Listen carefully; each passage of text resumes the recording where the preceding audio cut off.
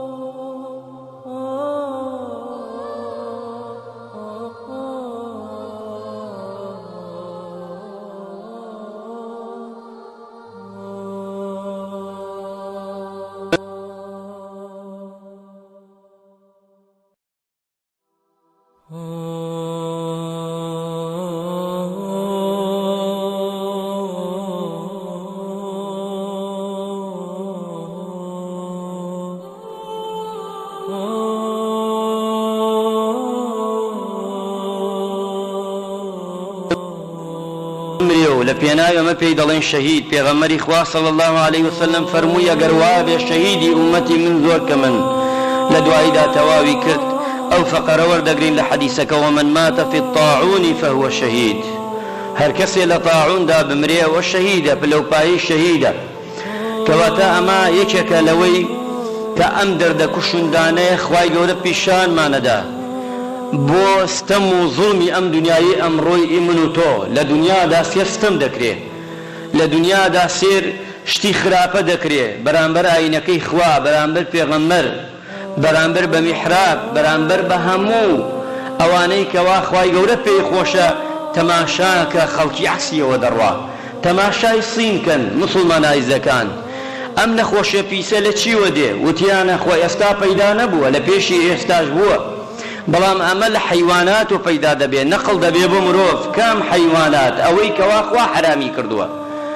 ئازیزان و خۆشەویستان، ئێستا بۆمان دەرئەکەوێ ئیسلام کە وتێتی سەگ حرامە دوو لە ڕوو جەنابتان، ئەوەیشی کە گوێی لێمانە، ئەوەیشی گوێ بە گوێی لێمان دەبێ.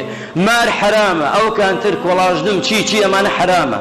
بەڵام تەماشاکە لە سین تۆ لێرەوە بە ڤیدۆیەک بۆت لێدەن یەکسەر دڵت پێی تێکەچێ. ئەوان دەیخۆن گۆشتی بەرازە، گۆشتی سەگە هەمووی. ئەمانەیە کە ئیسلام پێمان ئەڵێ ئەی ئینسان، ئەی مرۆڤ، ئەگەر ئەمانە بخۆی تووشی نەخۆشی دێی لە ناوتان دەبا. ئەوان بە قسەی خوا ناکەن و زۆرینەش کە ئەڕۆن لەسەر ئەو سەرچاوە سێرەکەی ئەوە تووشی دێن.